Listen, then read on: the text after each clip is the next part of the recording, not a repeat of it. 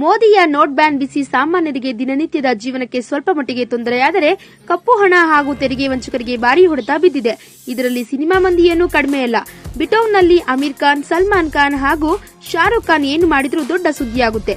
ಸದ್ಯಕ್ಕೆ 3 ಜನ ಖಾನ್ಗಳ ಜೊತೆಗೆ ಅಕ್ಕಿ ಕೂಡ ಸುದ್ದಿಯಲ್ಲಿದ್ದಾರೆ. ನೋಟ್ ಬ್ಯಾನ್ ಬಿಸಿ ಯಾವ ಸ್ಟಾರ್ಗೆ ತಟ್ಟಿದೆ ಎಂಬುದಕ್ಕಿಂತ ಮೊದಲು ಬ್ಯಾಂಕ್ ಬ್ಯಾಲೆನ್ಸ್ ಎಷ್ಟಿದೆ ಎಂಬುದರ ಬಗ್ಗೆ ತಿಳಿದುಕೊಳ್ಳೋಣ.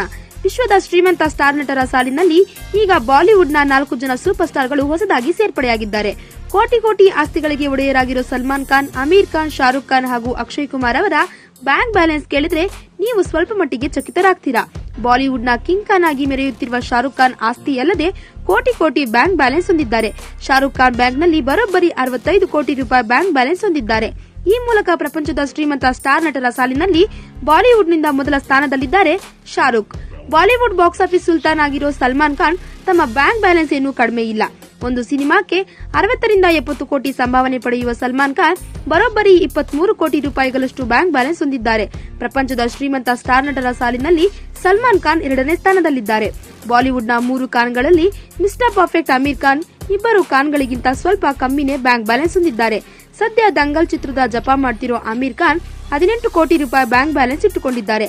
ಖಾನ್ಗಳ ಸಾಲಿನಲ್ಲಿ ಅಕ್ಷಯ್ ಕುಮಾರ್, ಇನ್ನು ಬಿಟೌನ್ನ ಆಕ್ಷನ್ ಕಿಂಗ್ ಅಕ್ಷಯ್ ಕುಮಾರ್ ಕೂಡ ತಮ್ಮ ಖಾತೆಯಲ್ಲಿ ಕೋಟಿ ಹಣ ಇಟ್ಟಿದ್ದಾರೆ. ಅಕ್ಷಯ್ ಕುಮಾರ್ ತಮ್ಮ ಬ್ಯಾಂಕ್ ಅಕೌಂಟ್ನಲ್ಲಿ 17 ಕೋಟಿ ರು ಇಟ್ಟಿದ್ದಾರೆ. ದೇಶದಲ್ಲಿ ಪ್ರಧಾನಮಂತ್ರಿ ನರೇಂದ್ರ ಮೋದಿ ಕಾಳಧನಿಕರನ್ನ ಮಟ್ಟ ಹಾಕುವ ಪಣ ತೊಟ್ಟಿರುವ ಬೆನ್ನಲ್ಲೇ ಬಾಲಿವುಡ್ ಸೂಪರ್ ಸ್ಟಾರ್ಗಳ ಬ್ಯಾಂಕ್ ಬ್ಯಾಲೆನ್ಸ್ ಬಹಿರಂಗವಾಗಿರೋದು ಅಚ್ಚರಿ ಮೂಡಿಸಿದೆ. ಒಟ್ಟಿನಲ್ಲಿ ಈ ಸ್ಟಾರ್ ನಟರ ಬ್ಯಾಂಕ್ ಬ್ಯಾಲೆನ್ಸ್ ಕೋಟಿ ರೂಪಾಯಿ ಇರಬೇಕಾದ್ರೆ ಒಟ್ಟು ಆಸ್ತಿ ಎಷ್ಟಿರಬೇಕು ಅನ್ನೋದನ್ನ ನೀವೇ ಊಹಿಸಿಕೊಳ್ಳಿ.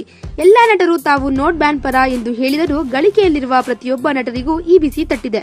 ಬಹಿರಂಗವಾಗಿ ಹೇಳಿಕೆ ಕೊಡದಿದ್ದರೂ ಅಂತರಂಗದಲ್ಲಿ ತೆರಿಗೆ ಕಟ್ಟದ ಹಣ ತಮ್ಮ ಬಳಿಯೂ ಇದೆ ಎಂದು ಪರಿತಪಿಸುತ್ತಿದ್ದಾರೆ. ಈ ವಿಡಿಯೋ ಬಗ್ಗೆ ನಿಮ್ಮ ಅನಿಸಿಕೆ ಹಾಗೂ ಅಭಿಪ್ರಾಯಗಳನ್ನು ನಮ್ಮ ಕಾಮೆಂಟ್ ಬಾಕ್ಸ್ ನಲ್ಲಿ ತಿಳಿಸಿ.